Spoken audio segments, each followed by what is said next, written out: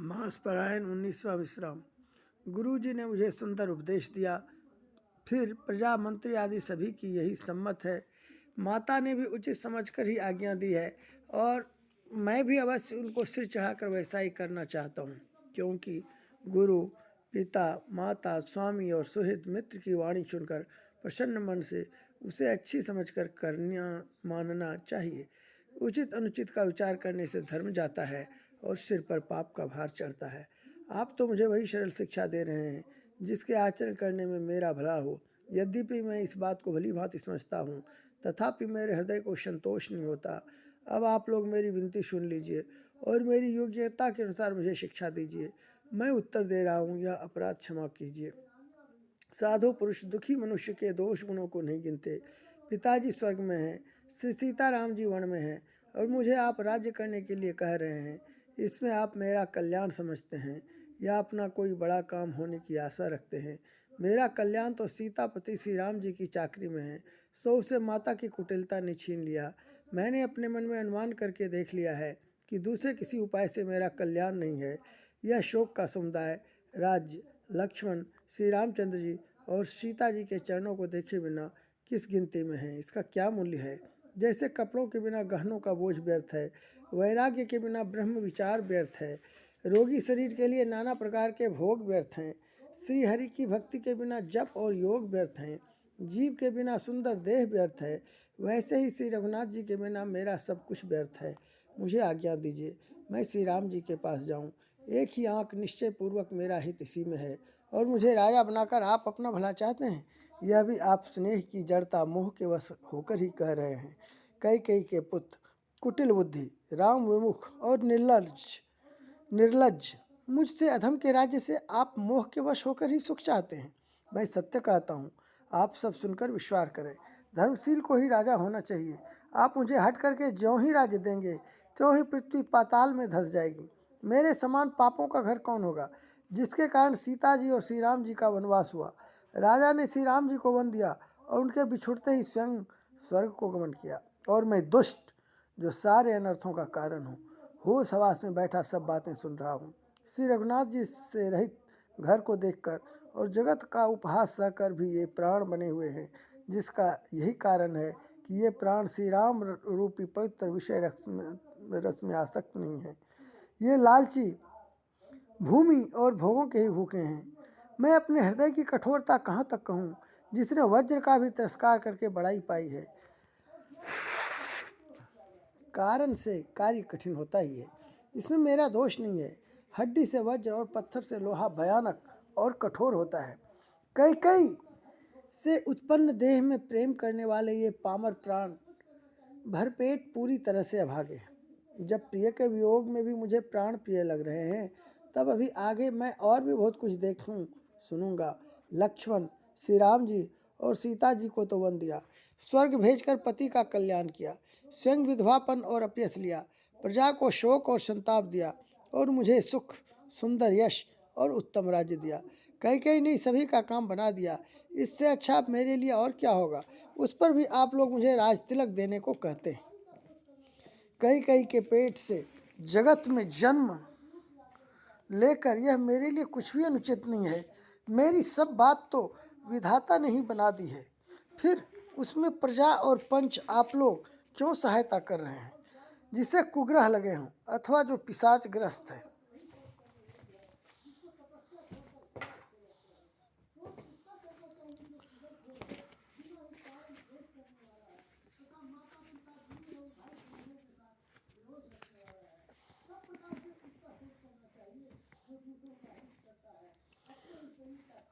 फिर जो वायु रोग से पीड़ित हो और उसी को फिर बिच्छू डंक मार दे, उसको यदि मदिरा पिलाई जाए तो कहिए यह कैसा इलाज है।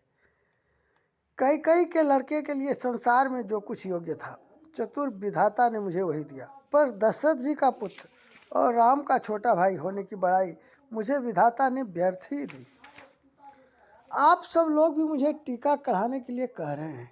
राजा की आज्ञा सभी के लिए अच्छी है। मैं किस किस को किस प्रकार से उत्तर दूं। जिसकी जैसी रुचि हो आप लोग सुखपूर्वक वही कहें। मेरी कुमाता कैकेयी समेत मुझे छोड़कर कहिए और कौन होगा कि यह काम अच्छा किया गया।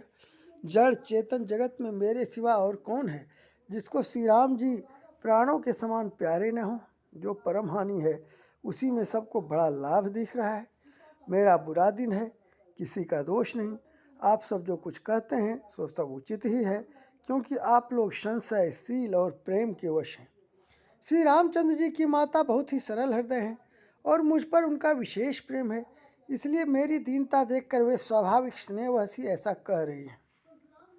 गुरु जी ज्ञान के समुद्र हैं, इस बात को सारा जगत जानता है। उनके लिए विश्व हथेली पर रखे हुए बेर के समान है। वे भी मेरे लिए राज तिलक का साज सज रहे हैं। सत्य है कि विधाता के विपरीत होने पर सब कोई विपरीत हो जाते हैं। श्री रामचंद्र जी और सीता जी को छोड़कर जगत में कोई यह नहीं कहेगा कि इस अनर्थ में मेरी सम्मति नहीं है।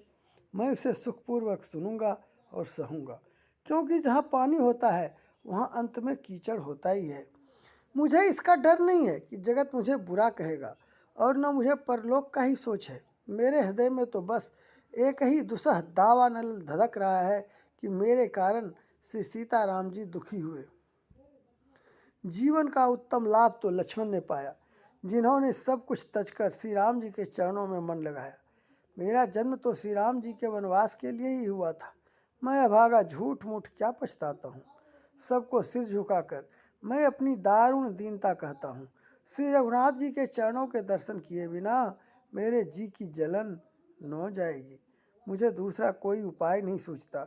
श्री राम जी के बिना मेरे हृदय की बात कौन जान सकता है। मन में एक ही आंख निश्चय पूर्वक यही है कि प्रातःकाल प्रभु श्री राम जी के पास चल दूंगा।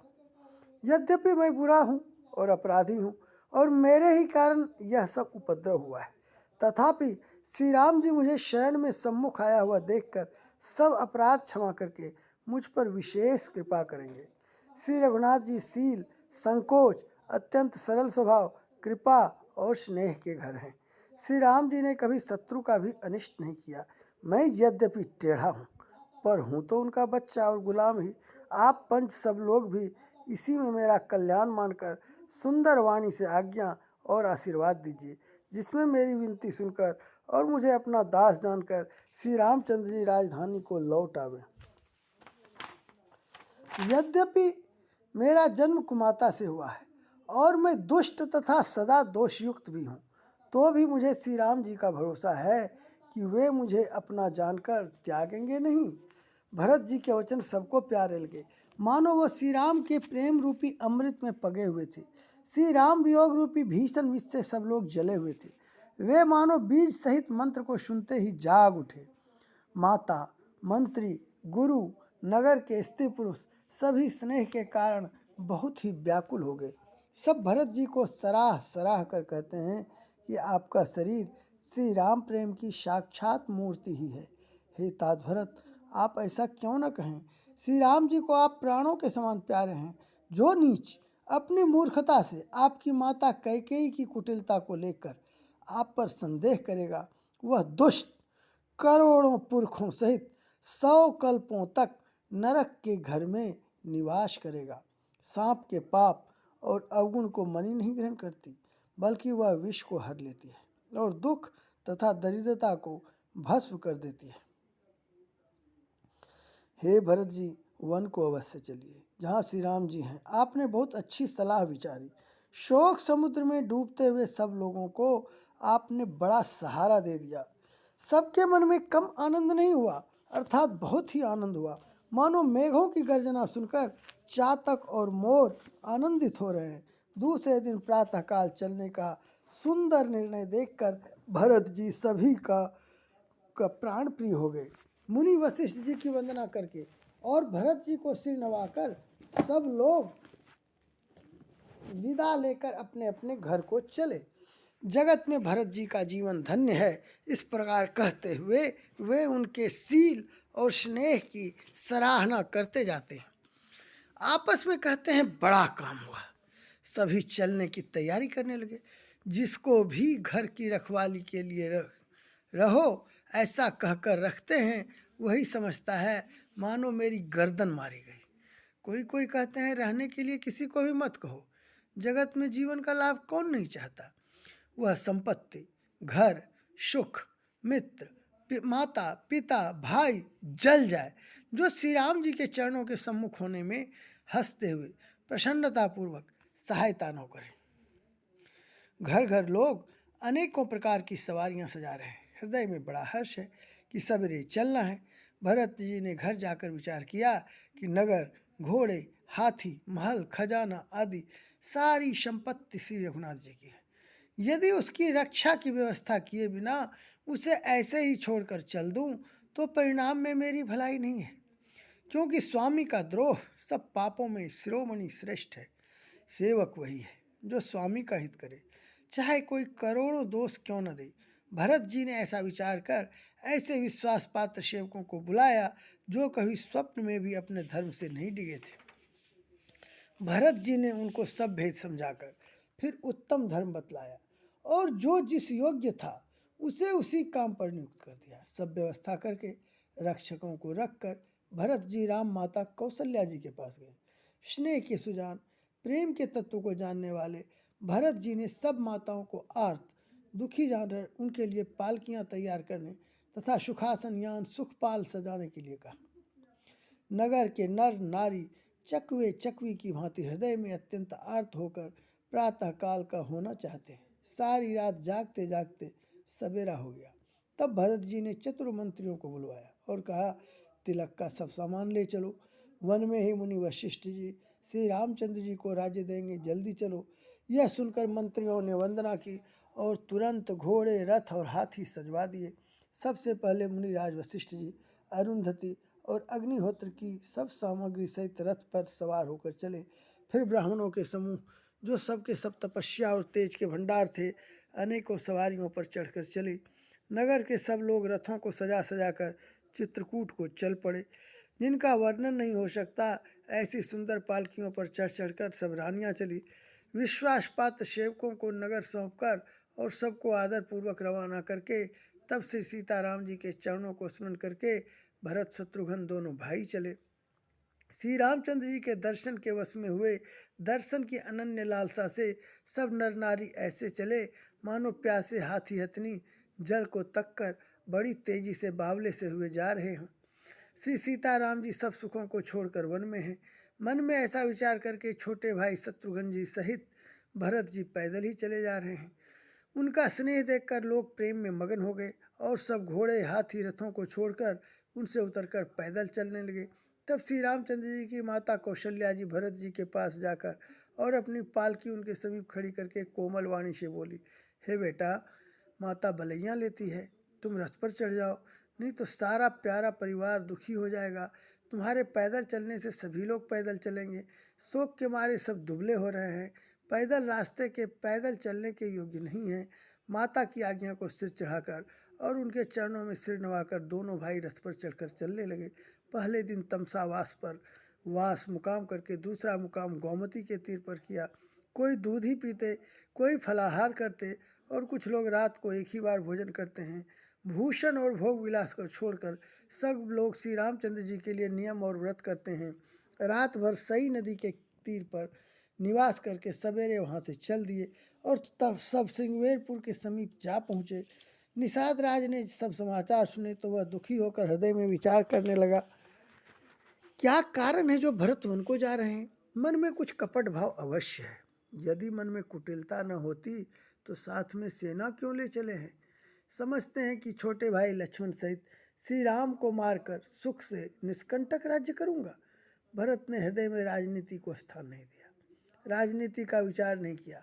तब पहले तो कलंक ही लगा था, अब तो जीवन से ही हाथ धोना पड़ेगा। संपूर्ण देवता और दैत्यवीर जुट जाएं तो भी श्री राम जी को रण में जीतने वाला कोई नहीं है। भारत जो ऐसा कर रहे हैं इसमें आश्चर्य क्या है। विष की बेलें अमृत फल कभी नहीं फलती। ऐसा विचार कर गुह निषाद राज ने अपनी जाति वालों से कहा कि सब लोग सावधान हो जाओ, नावों को हाथ में कब्जे में कर लो और फिर उन्हें डुबा दो तथा सब घाटों को रोक दो। सुसज्जित होकर घाटों को रोक लो और सब लोग मरने के साज सजा लो, अर्थात भरत से युद्ध में लड़कर मरने के लिए तैयार हो जाओ। मैं भरत से सामने मैदान में लोहा लूंगा, मुठभेड़ करूंगा और जीते जी उन्हें गंगा पार न उतरने दूंगा। युद्ध में मरण, फिर गंगा जी का तट, श्री राम जी का काम और क्षणभंगुर शरीर, जो चाहे जब नाश हो जाए। भरत श्री राम जी के भाई और राजा उनके हाथ से मरना, और मैं नीच सेवक, बड़े भाग्य से ऐसी मृत्यु मिलती है। मैं स्वामी के काम के लिए रण में लड़ाई करूंगा और 14 लोगों को अपने यश से उज्जवल कर दूंगा। श्री रघुनाथ जी के निमित्त प्राण त्याग दूंगा। मेरे तो दोनों ही हाथों में आनंद के लड्डू हैं, अर्थात जीत गया तो राम सेवक का यश प्राप्त करूंगा और मारा गया तो श्री राम जी की नित्य सेवा प्राप्त करूंगा। साधुओं के समाज में जिनकी गिनती नहीं और श्री राम जी के भक्तों में जिसका स्थान नहीं, वह जगत में पृथ्वी का भार होकर व्यर्थ ही जीता है। वह माता के यौवन रूपी वृक्ष के काटने के लिए कुल्हाड़ा मात्र है। इस प्रकार श्री राम जी के लिए प्राण समर्पण का निश्चय करके निषाद राज विषाद से रहित हो गया और सबका उत्साह बढ़ाकर तथा श्री रामचंद्र जी का स्मरण करके उसने तुरंत ही तरकस, धनुष और कवच मांगा। उसने कहा, हे भाइयों, जल्दी करो और सब सामान सजाओ। मेरी आज्ञा सुनकर कोई मन में कायरता न लावे। सब हर्ष के साथ बोल उठे, हे नाथ, बहुत अच्छा, और आपस में एक दूसरे का जोश बढ़ाने लगे। निषाद राज को जोहार कर करके सब निषाद चले। सभी बड़े सूरवीर हैं और संग्राम में लड़ना उन्हें बहुत अच्छा लगता है। श्री रामचंद्र जी के चरण कमलों की जूतियों का स्मरण करके उन्होंने भांतियाँ छोटे छोटे तरकस बांधकर धनुहियों छोटे छोटे धनुषों पर प्रत्यंचा चढ़ाई। कवच पहनकर सिर पर लोहे का टोप रखते हैं और फर से भाले तथा बर्छों को सीधा कर रहे हैं, सुधार रहे हैं। कोई तलवार के वार रोकने में अत्यंत ही कुशल हैं। वे ऐसे उमंग में भरे हैं मानो धरती छोड़कर आकाश में कूद उछल रहे हैं। अपना अपना साज समाज, लड़ाई का सामान और दल बनाकर उन्होंने जाकर निषाद राज गुह को जोहार की। निषाद राज ने सुंदर योद्धाओं को देखकर सबको सुयोग्य जाना और नाम ले लेकर सबका सम्मान किया। उसने कहा, हे भाइयों, धोखा न लाना, अर्थात मरने से न घबराना। आज मेरा बड़ा भारी काम है। यह सुनकर सब योद्धा बड़े जोश के साथ बोल उठे, हे वीर, अधीर मत हो। हे नाथ, श्री रामचंद्र जी के प्रताप से और आपके बल से हम लोग भरत की सेना को बिना वीर और बिना घोड़े की कर देंगे। एक एक वीर और एक एक घोड़े को मार डालेंगे। जीते जी पीछे पाँव न रखेंगे। पृथ्वी को रुंड मुंडमयी कर देंगे। सिरों और धड़ों से छा देंगे। निषाद राज ने वीरों का बढ़िया दल देखकर कहा, जुझाऊ लड़ाई का ढोल बजाओ। इतना कहते ही बाईं ओर छींक हुई। शकुन विचारने वालों ने कहा कि खेत सुंदर है, जीत होगी। एक बूढ़े ने शकुन विचार कर कहा, भरत से मिल लीजिए, उनसे लड़ाई नहीं होगी। भरत श्री रामचंद्र जी को मनाने जा रहे हैं। शकुन ऐसा कह रहा है कि विरोध नहीं है। यह सुनकर निषाद राजगुरु ने कहा कि बूढ़ा ठीक कह रहा है। जल्दी में बिना विचारे कोई काम करके मूर्ख लोग पछताते हैं। भरत जी का शील स्वभाव समझे बिना और बिना जाने युद्ध करने में हित की बहुत बड़ी हानि है। अतएव हे वीरों, तुम लोग इकट्ठे होकर सब घाटों को रोक लो। मैं जाकर भरत जी से मिलकर उनका भेद लेता हूँ। उनका भाव मित्र का है या शत्रु का या उदासीन का, यह जानकर तब आकर वैसा उसी के अनुसार प्रबंध करूँगा। उनके सुंदर स्वभाव से मैं उनके स्नेह को पहचान लूँगा। वैर और प्रेम छिपाने से नहीं छिपते। ऐसा कहकर वह भेंट का सामान सजाने लगा। उसने कंद, मूल, फल, पक्षी और हिरण मंगवाए। कहार लोग पुरानी और मोटी पहिना नामक मछलियों के भार भर भर कर लाए। भेंट का सामान सजाकर मिलने के लिए चले तो मंगलदायक शुभ शकुन मिले। निषाद राजा ने मुनिराज वशिष्ठ जी को देखकर अपना नाम बतलाकर दूर ही से दंडवत प्रणाम किया।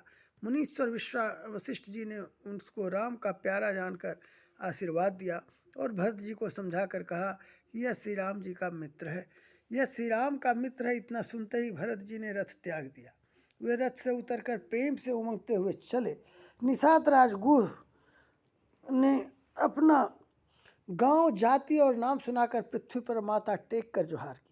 दंडवत करते देखकर भरत जी ने उठाकर उसको छाती से लगा लिया। हृदय में प्रेम समाता नहीं है, मानो स्वयं लक्ष्मण जी से भेंट हो गई हो। भरत जी गुह को अत्यंत प्रेम से गले लगा रहे हैं। प्रेम की रीति को सब लोग सिहा रहे हैं, ईर्ष्यापूर्वक प्रशंसा कर रहे हैं। मंगल की मूल धन्य धन्य की ध्वनि करके देवता उसकी सराहना करते हुए फूल बरसा रहे हैं। वे कहते हैं, जो लोक और वेद दोनों में सब प्रकार से नीचा माना जाता है, जिसकी छाया के छू जाने से भी स्नान करना होता है, उसी निषाद से अखबार भरकर हृदय से चिपटा कर श्री रामचंद्र जी के छोटे भाई भरत जी आनंद और प्रेम व शरीर में पुलकावली से परिपूर्ण हो मिल रहे हैं। जो लोग राम राम कहकर जम्हाई लेते हैं, अर्थात आलस से भी जिसके मुंह में राम नाम का उच्चारण हो जाता है, पापों के समूह कोई भी पाप उनके सामने नहीं आते। फिर इस गु को तो स्वयं श्री रामचंद्र जी ने हृदय लगा लिया और कुल समेत से जगत पावन, जगत को पवित्र करने वाला बना दिया। कर्मनाशा नदी का जल गंगा जी में पड़ जाता है, मिल जाता है, तब कहिए उसे कौन सिर पर धारण नहीं करता। जगत जानता है कि उल्टा नाम मरा मरा जपते जपते वाल्मीकि जी ब्रह्म के समान हो गए। मूर्ख और पामर, चांडाल, सबर, खस, यौवन, कोल और किरात भी राम नाम कहते ही परम पवित्र और त्रिभुवन में विख्यात हो जाते हैं। इसमें कोई आश्चर्य नहीं है। युग युगांतर से यही रीति चली आ रही है। श्री रघुनाथ जी ने किसको बड़ाई नहीं दी। इस प्रकार देवता राम नाम की महिमा कह रहे हैं और उसे सुन सुनकर अयोध्या के लोग सुख पा रहे हैं। राम सखा निषाद राज से प्रेम के साथ मिलकर भरत जी ने कुशल मंगल और क्षेम पूछी। भरत जी का सील और प्रेम देखकर निषाद उस समय विदेह हो गया। प्रेम मुग्ध होकर देह की सुध भूल गया। उसके मन में संकोच, प्रेम और आनंद इतना बढ़ गया कि वह खड़ा खड़ा टकटकी लगाए भरत जी को देखता रहा। फिर धीरज धरकर भरत जी के चंद्रणों की वंदना करके प्रेम के साथ हाथ जोड़कर विनती करने लगा, हे प्रभु, कुशल के मूल आपके चरण कमलों के दर्शन कर मैंने तीनों कालों में अपना कुशल जान लिया। अब आपके परम अनुग्रह से करोड़ों कुलों पीढ़ियों सहित मेरा मंगल कल्याण हो गया। मेरी करतूत और कुल को समझकर और प्रभु श्री रामचंद्र जी की महिमा को मन में देख विचार कर, अर्थात कहाँ तो मैं नीच जाति और नीच कर्म करने वाला जीव और कहाँ अनंत कोटि ब्रह्मांडों के स्वामी भगवान श्री रामचंद्र जी, पर उन्होंने मुझ जैसे नीच को भी अपने अहेतु की कृपावश अपना लिया। यह समझकर जो रघुवीर श्री राम जी के चरणों को भजन नहीं करता वह जगत में विधाता के द्वारा ठगा गया है। मैं कपटी, कायर, कुबुद्धि और कुजाती हूँ और लोक वेद दोनों से सब प्रकार से बाहर हूँ, पर जब से श्री रामचंद्र जी ने मुझे अपनाया है तभी से मैं विश्व का भूषण हो गया। निषाद राज की प्रीति को देखकर और सुंदर विनय सुनकर फिर भरत जी के छोटे भाई शत्रुघ्न जी उनसे मिले। फिर निषाद ने अपना नाम ले लेकर सुंदर, नम्र और मधुर वाणी से सब रानियों को आदरपूर्वक जोहार की। रानियां उसे लक्ष्मण जी के समान जान समझकर आशीर्वाद देती हैं कि तुम 100 लाख वर्षों तक सुखपूर्वक जियो। नगर के स्त्री पुरुष निषाद को देखकर ऐसे सुखी हुए मानो लक्ष्मण जी को देख रहे हों। सब कहते हैं कि जीवन का लाभ तो इसी ने पाया है जिसे कल्याण स्वरूप श्री रामचंद्र जी ने भुजाओं में बांधकर गले लगाया है। निषाद अपने भाग्य की बड़ाई सुनकर मन में परम आनंदित हो सबको अपने साथ लिवाली चला।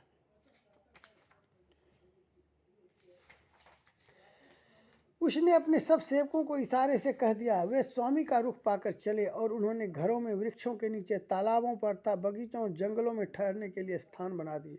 भरत जी ने जब सिंगवेरपुर को देखा तब उनके सब अंग प्रेम के कारण शिथिल हो गए। वे निषाद को लग दिए, अर्थात उसके कंधे पर हाथ रखे चलते हुए ऐसे शोभा दे रहे हैं मानो विनय और प्रेम शरीर धारण किए हुए हों। इस प्रकार भरत जी ने सब सेना को साथ में लिए हुए जगत को पवित्र करने वाली गंगा जी के दर्शन किए। श्री राम घाट को जहाँ श्री राम जी ने स्नान संध्या की थी प्रणाम किया। उनका मन इतना आनंद मग्न हो गया मानो उन्हें स्वयं श्री राम जी मिल गए हों। नगर के नर नारी प्रणाम कर रहे हैं और गंगा जी के ब्रह्मरूप जल को देख देख कर आनंदित हो रहे हैं।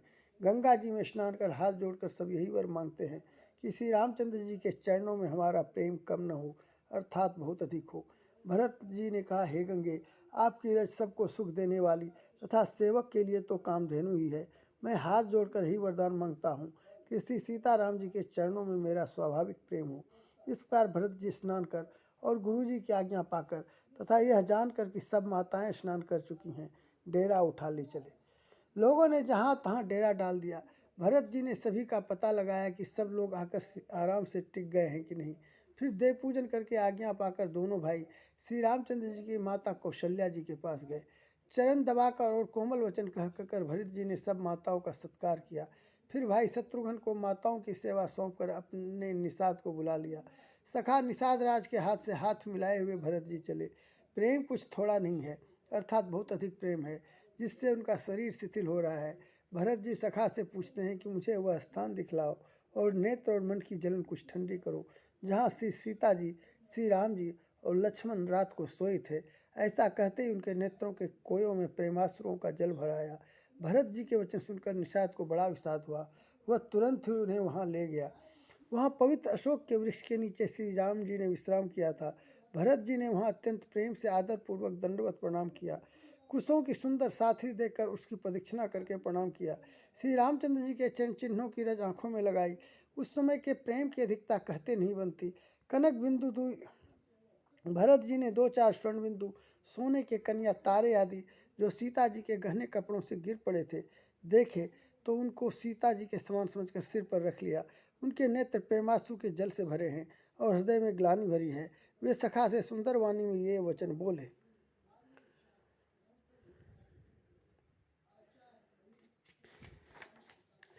ये स्वर्ण के कन्या तारे भी सीता जी के विरह से ऐसे शोभाहीन एवं कांतिहीन हो रहे हैं जैसे राम वियोग में अयोध्या के नर नारी विलीन शोक के कारण छीन हो रहे हैं। जिन सीता जी के पिता राजा जनक हैं, इस जगत में भोग और योग दोनों ही जिनकी मुट्ठी में है, उन जनक जी को मैं किसकी उपमा दूँ। सूर्य कुल के सूर्य राजा दशरथ जी जिनके ससुर हैं, जिनको अमरावती के स्वामी इंद्र भी सिंहाते थे, ईर्ष्या पूर्वक उनके जैसा ऐश्वर्य और प्रताप पाना चाहते थे। और प्रभु श्री रघुनाथ जी जिनके प्राणनाथ हैं, जो इतने बड़े हैं कि जो कोई भी बड़ा होता है वह श्री रामचंद्र जी की दी हुई बड़ाई से ही होता है। उस श्रेष्ठ पतिव्रता स्त्रियों में शिरोमणि सीता जी की साथ ही कुशैया देखकर मेरा हृदय हरा कर दहल कर फट नहीं जाता। हे शंकर, यह वज्र से भी अधिक कठोर है। मेरे छोटे भाई लक्ष्मण बहुत ही सुंदर और प्यार करने योग्य हैं। ऐसा भाई ना तो किसके हुए हैं और न हैं न होने के ही हैं। जो लक्ष्मण अवध के लोगों को प्यारे, माता पिता के दुलारे और श्री सीताराम जी के प्राण प्यारे हैं, जिनकी कोमल मूर्ति और सुकुमार स्वभाव है, जिनके शरीर में कभी गर्म हवा भी नहीं लगे, वे वन में सब प्रकार की विपत्तियां सह रहे हैं। हाय, इस मेरी छाती ने कठोरता में करोड़ों वज्रों का भी निरादर कर दिया, नहीं तो यह कभी की फट गई होती। श्री रामचंद्र जी ने जन्म अवतार लेकर जगत को प्रकाशित परम सुशोभित कर दिया। वे रूप, शील, सुख और समस्त गुणों के समुद्र हैं। पूर्ववासी कुटुंब, गुरु, पिता, माता सभी को श्री राम जी का स्वभाव सुख देने वाला है। शत्रु भी श्री राम जी की बड़ाई करते हैं। बोल चाल, मिलने के ढंग और विनय से वे मन को हर लेते हैं। करोड़ों सरस्वती और अरबों शेष जी भी प्रभु श्री रामचंद्र जी के गुण समूह की गिनती नहीं कर सकते। जो सुख स्वरूप रघुवंश शिरोमणि श्री रामचंद्र जी मंगल और आनंद के भंडार हैं, वे पृथ्वी पर कुशा बिछाकर सोते हैं। विधाता की गति बड़ी ही बलवान है। श्री रामचंद्र जी ने कानों से भी कभी दुख का नाम नहीं सुना। महाराज स्वयं जीवन वृक्ष को इस तरह उनकी सार संभाल किया करते थे। सब माताएं भी दिन रात उनकी ऐसी सार संभाल करती थी जैसे पलक नेत्रों की और सांप अपनी मणि की करते हैं। वही श्री रामचंद्र जी अब जंगलों में पैदल फिरते हैं और कंदमूल तथा फल फूलों का भोजन करते हैं। अमंगल की मूल कैकेयी को धिक्कार है, जो अपने प्राण प्रियतम पति से भी प्रतिकूल हो गई। मुझ पापों के समुद्र और अभागे को धिक्कार है, जिसके कारण ये सब उत्पात हुई। विधाता ने मुझे कुल का कलंक बनाकर पैदा किया और कुमाता ने मुझे स्वामी द्रोही बना दिया। यह सुनकर निषाद राज प्रेम पूर्वक समझाने लगा, हे नाथ, आप व्यर्थ विषाद किस लिए करते हैं। श्री रामचंद्र जी आपको प्यारे हैं और आप श्री रामचंद्र जी को प्यारे हैं। यही निचोड़ निश्चित सिद्धांत है। दोष तो प्रतिकूल विधाता को है। प्रतिकूल विधाता की करनी बड़ी कठोर है। जिसने माता कैकेयी को बावली बना दिया, उसकी मति फेर दी। उस रात को प्रभु श्री रामचंद्र जी बार बार आदर पूर्वक आपकी बड़ी सराहना करते थे।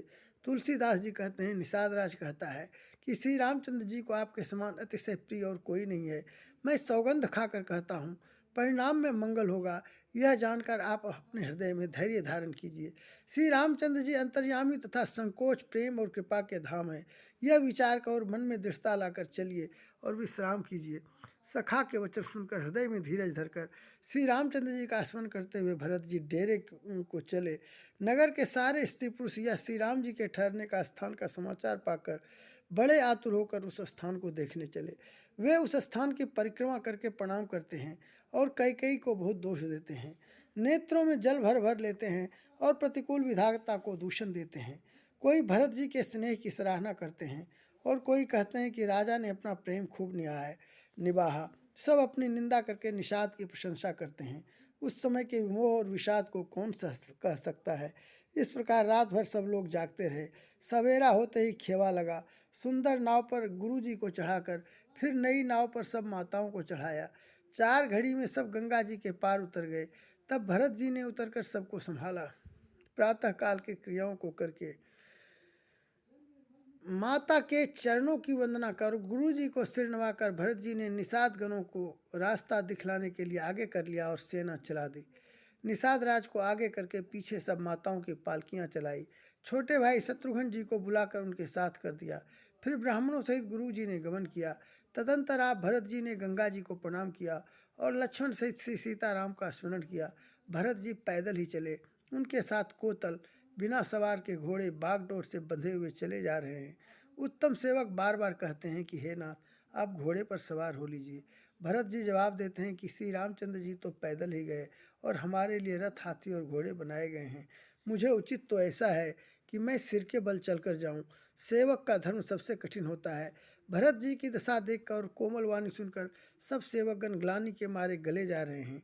प्रेम में उमंग उमंग कर सीताराम सीताराम कहते हुए भरत जी ने तीसरे पहर प्रयाग में प्रवेश किया।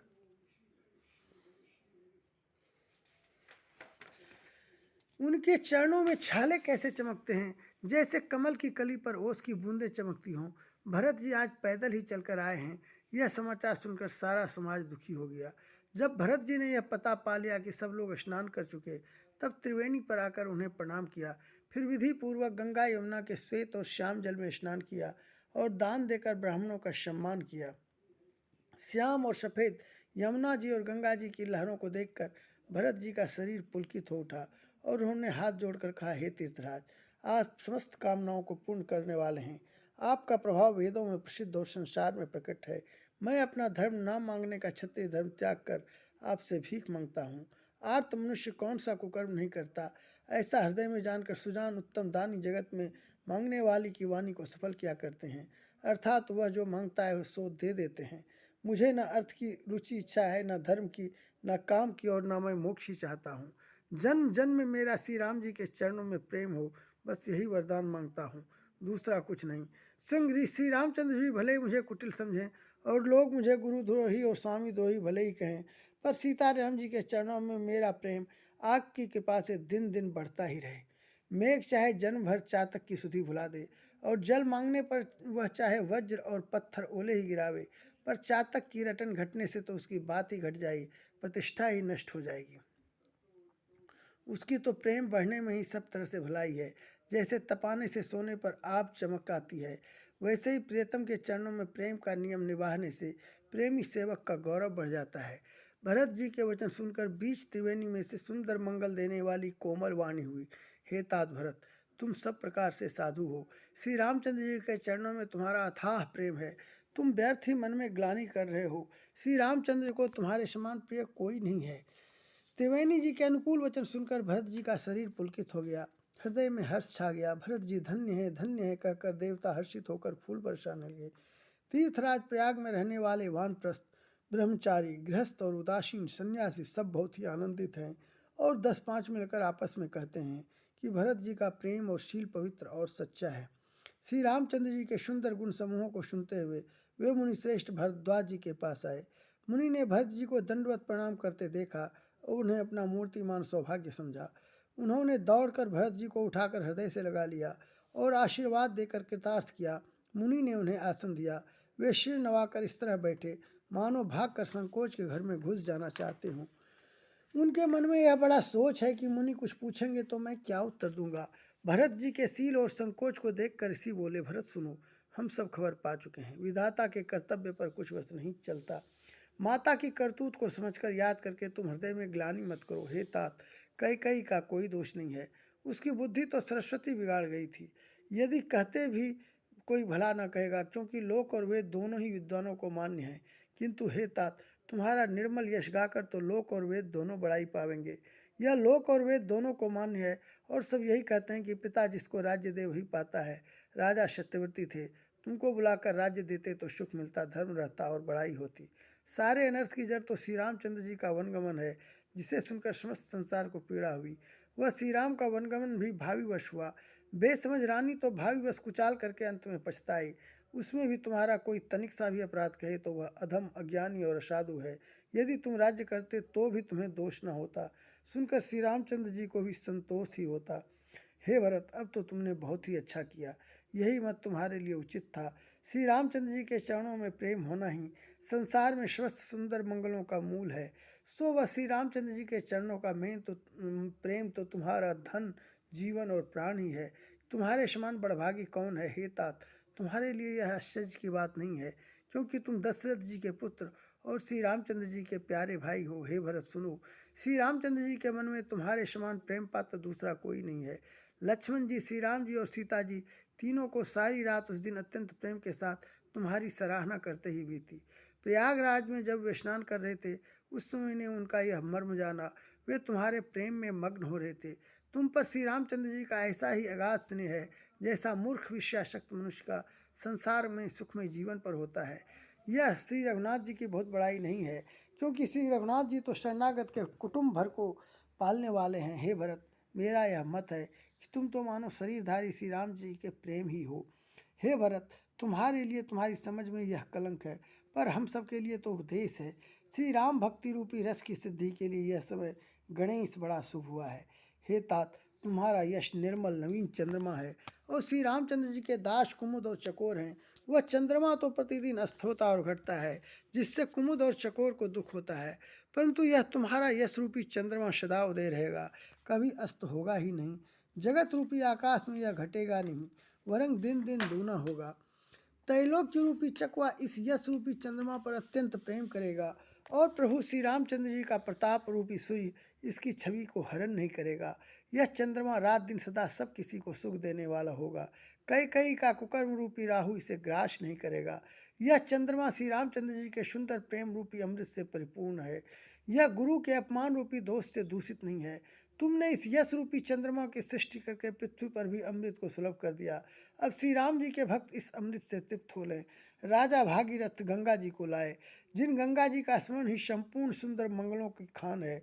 दशरथ जी के गुण समूहों का तो वर्णन ही नहीं किया जा सकता, अधिक क्या जिनकी बराबरी जगत में कोई नहीं है।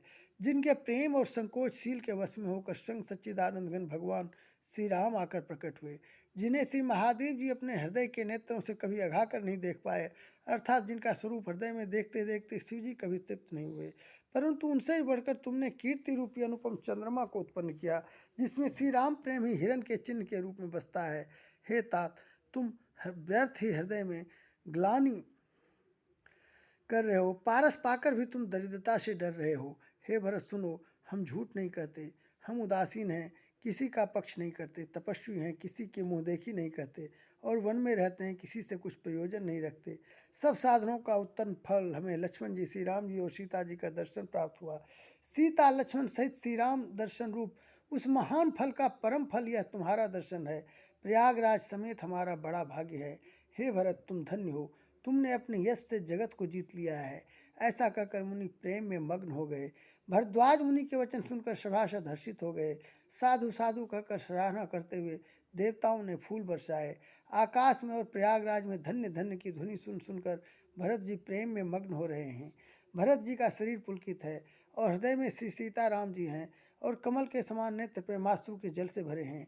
वे मुनियों की मंडली को प्रणाम करके गदगद वचन बोले। मुनियों का समाज है और फिर तीर्थराज है। यहाँ सच्ची सौगंध खाने से भी भरपूर हानि होती है। इस स्थान में यदि कुछ बनाकर कहा जाए तो इनके समान कोई बड़ा पाप और नीचता न होगी।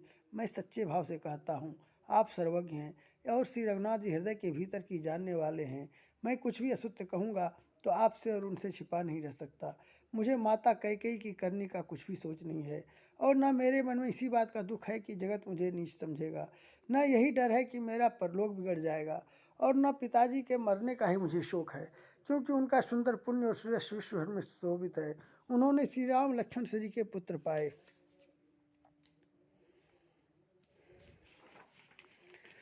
फिर जिन्होंने श्री रामचंद्र जी के विरह में अपने क्षणभंगुर शरीर को त्याग दिया, ऐसे राजा के लिए सोच करने का कौन प्रसंग है। सोच इसी बात का है कि श्री राम जी, लक्ष्मण जी और सीता जी पैरों में बिना जूते के मुनियों का वेश धारण कर वेश बनाए वन वन में फिरते हैं। वे वल्कल वस्त्र पहनते हैं, फलों का भोजन करते हैं, पृथ्वी पर कुश और पत्ते बिछाकर सोते हैं और वृक्षों के नीचे निवास करके नित्य सर्दी गर्मी वर्षा और हवा सहते हैं। इसी दुख की जलन से निरंतर मेरी छाती जलती रहती है। मुझे न दिन में भूख लगती है, न रात को नींद आती है। मैंने मन ही मन समस्त विश्व को खोई डाला, पर इस कुरोग की औसत कहीं नहीं है। माता का कुमत बुरा विचार पापों की मूल बढ़ई है। उसने हमारे हित का वसूला बनाया, उससे कलह रूपी कुकाठ का कुयंत्र बनाया और 14 वर्ष की अवधि रूपी कठिन कुमंत्र पढ़कर उस यंत्र को गाड़ दिया। यहाँ माता का कुविचार बढ़ई है, भरत को राज्य वसूला है, राम का वनवास कुयंत्र है और 14 वर्ष की अवधि कुमंत्र है। मेरे लिए उसने यह सारा कुठाट बुरा साज रचा और सारे जगत को 12 बाट छिन्न भिन्न करके नष्ट कर डाला। यह कुयोग श्री रामचंद्र जी के लौट आने पर ही मिट सकता है और तभी अयोध्या बच सकती है, दूसरे किसी उपाय से नहीं। भरत जी के वचन सुनकर मुनि ने सुख पाया और सभी ने उनकी बहुत प्रकार से बड़ाई की। मुनि ने कहा, हे तात, अधिक सोच मत करो, श्री रामचंद्र जी के चरणों का दर्शन करते ही सारा दुख मिट जाएगा। इस प्रकार मुनि श्रेष्ठ भरद्वाज जी ने उनका समाधान करके कहा, अब आप लोग हमारे प्रेम प्रिय अतिथि बनिए और कृपा करके कंदमूल फल फूल जो कुछ हम दें स्वीकार कीजिए। मुनि के वचन सुनकर भरत के हृदय में सोच हुआ कि यह बेमौके बड़ा बेढप संकोच आ पड़ा। फिर गुरुजनों की वाणी को महत्वपूर्ण आदरणीय समझकर चरणों की वंदना करके हाथ जोड़कर बोले, हे नाथ, आपकी आज्ञा को सिर चढ़ाकर उसका पालन करना यह हमारा परम धर्म है। भरत जी के ये वचन मुनिश्रेष्ठ के मन को अच्छे लगे। उन्होंने विश्वास पात्र सेवकों और शिष्यों को पास बुलाया और कहा कि भरत की पहनोई करनी चाहिए, जाकर कंदमूल और फल लाओ। उन्होंने हे नाथ बहुत अच्छा कहकर सिर नवाया और तब वे बड़े आनंदित होकर अपने अपने काम को चल दिए। मुनि को चिंता हुई कि हमने बहुत बड़े मेहमान को न्योता है, अब जैसा देवता हो वैसे ही उसकी पूजा भी होनी चाहिए। यह सुनकर रिद्धियाँ और अन्मादि सिद्धियाँ आ गईं और बोली, हे गोसाई, जो आपकी आज्ञा हो सो हम करें। मुनिराज ने प्रसन्न होकर कहा, छोटे भाई शत्रुघ्न और समाज सहित भरत जी श्री रामचंद्र जी के विरह में व्याकुल हैं। इनकी पहुनाई आतिथ्य सत्कार करके इनके श्रम को दूर करो। रिद्धि सिद्धि ने मुनिराज की आज्ञा को सिर चढ़ाकर अपने को बड़भाग्नि समझा। सब सिद्धियां आपस में कहने लगी, श्री रामचंद्र जी के छोटे भाई भरत ऐसे अतिथि हैं जिनकी तुलना में कोई नहीं आ सकता।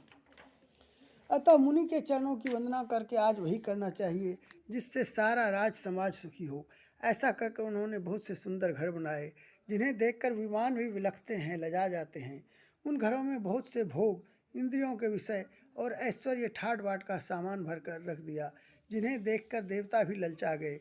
दासी दास सब प्रकार की सामग्री लिए हुए मन लगाकर उनके मनों को देखते रहते हैं, अर्थात उनके मन की रुचि के अनुसार करते रहते हैं। जो सुख के सामान स्वर्ग में भी स्वप्न में भी नहीं है, ऐसे सब सामान सिद्धियों ने पल भर में सज दिए। पहले तो उन्होंने सब किसी को जैसी रुचि थी वैसे ही सुंदर सुखदायक निवास स्थान दिए और फिर कुटुंब सहित भरत जी को दिए, क्योंकि ऋषि भरद्वाज जी ने ऐसी ही आज्ञा दे रखी थी। भरत जी चाहते थे कि उनके सब संगियों को आराम मिले, इसलिए उनके मन की बात जानकर मुनि ने पहले ही उन लोगों को स्थान देकर पीछे सपरिवार भरत जी को स्थान देने के लिए आज्ञा दी थी।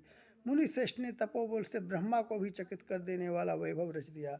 जब भरत जी ने मुनि के प्रभाव को देखा तो उनके सामने उन्हें इंद्र, वरुण, यम, कुबेर आदि सभी लोकपालों के लोग तुच्छ जान पड़े। सुख की सामग्री का वर्णन नहीं हो सकता, जिसे देखकर ज्ञानी लोग भी वैराग्य भूल जाते हैं। आसन, सेज, सुंदर वस्त्र, चंदोवे, वन, बगीचे, भांति भांति के पक्षी और पशु, सुगंधित फूल और अमृत के सामान, स्वादिष्ट फल, अनेकों प्रकार के तालाब, कुएं, बावली आदि निर्मल जलाशय तथा अमृत के भी अमृत सरीखे पवित्र खान पान के पदार्थ थे, जिन्हें देखकर सब लोग संजीवी पुरुषों विरक्त मुनियों की भांति सुखचा रहे हैं। सभी के डेरों में मनोवांछित वस्तु देने वाले कामधेनु और कल्पवृक्ष हैं, जिन्हें देखकर इंद्र और इंद्राणी को भी अभिलाषा होती है कि उसका भी मन ललचा जाता है। वसंत ऋतु है, शीतल मंद सुगंध 3 प्रकार की हवा बह रही है। सभी को धर्म, अर्थ, काम और मोक्ष चारों पदार्थ सुलभ हैं। माला, चंदन, स्त्री आदि भोगों को देखकर सब लोग हर्ष और विषाद के वश हो रहे हैं। हर्ष तो भोग सामग्रियों की ओर मुनि के तप प्रभाव को देखकर होता है और विषाद इस बात से होता है कि श्री राम के वियोग में नियम वश से रहने वाले हम लोग भोग विलास में क्यों आ फंसे।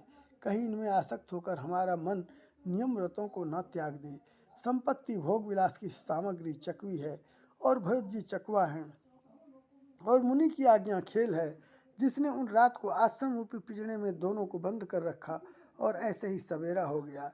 जैसे किसी बहेलिए के द्वारा पिंजरे में रखे जाने पर भी चकवी चकवे का रात का संयोग नहीं होता है, वैसे ही भरद्वाज की आज्ञा से रात भर भोग सामग्रियों के साथ रहने पर भी भरत जी ने मन से भी उनका स्पर्श तक नहीं किया। यही मास परायण 19वां विश्राम संपन्न होता है। आगे की कथा आगे बताई जाएगी।